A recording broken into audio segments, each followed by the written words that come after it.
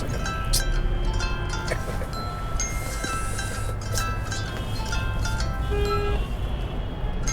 Oh shit. Good. পরে দেখবো। দেখো না, না দেখো। পরে দেখছি বেবি, পরে দেখছি, বললাম তো পরে দেখছি। অঙ্কন, রাজীব তো ফোন ধরছে না। কি বলেন?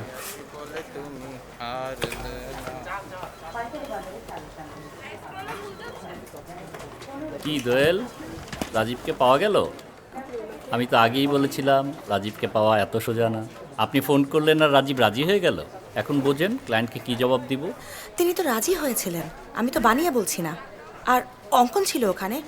কি অঙ্কন, কথা বলো। আর এখন যদি উনি ফোন না ধরেন, আমি কি করব? আপনি কি করবেন মানে? আপনাকেই তো করতে হবে। ফোন করেন, ফোন করেন। কিভাবে ম্যানেজ করবেন দেখেন। ঠিক আছে, আমাকে সময় দিন, আমি দেখছি। দিচ্ছি সময়, করেন, ব্যবস্থা করেন।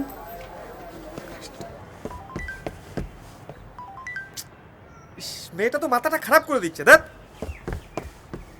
Cheers. বস, এই মেয়েটা কিন্তু বারবার ফোন দিয়েই যাচ্ছে, একেবারে নাছোড় বান্দা। আপনি ফোনটা ধরেন, একটা কিছু বলে দেন প্লিজ। বারবার ফোন কাটতে কাটতে আমার হাত ব্যথা হয়ে যাচ্ছে। আমার তো মাথায় নাই, ভুলেই গেছি। কি হলো, আবার নতুন কোনো মেয়ে এসে জুটলো নাকি? মানে এই না না ধ্যাৎ। আরে ওই ঢাকা টিভির এক প্রডিউসার মেয়ে, কি এক মিউজিক ট্রাভেল শো আমাকে হোস্ট করতে। মিউজিক ট্রাভেল শো কিরকম শুনি? আরে ভাই, ওই যে আছে না, বস গাড়িতে করে ঢাকা শহরের বাইরে যাবে, গ্রামের মধ্যে গিয়ে ফোক শিল্পীদের সাথে কথা বলবে, আড্ডা দিবে। আরে ফোক গানের অনুষ্ঠান, বস নাকি আবার তার উপস্থাপক।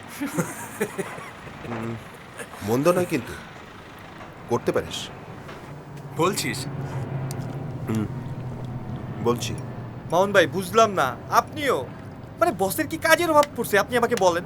কাজের অভাব পড়বে না, এই শোটা করলে আরো বাড়বে। তুই যখন বলছিস তাহলে তো করতেই হয়। ফ্রেন্ড ফিলোসফার গাইড বলে কথা। তাছাড়া বহু বছর গ্রামে যাই না, 15-16 বছর তো হবেই। wow, that's a great idea. I will go with you then. তুমি গেলে তো খুব মুশকিল হয়ে যায় বেবি। কাজ তো কিছু হবে না, প্রেম হবে, শুধু প্রেম।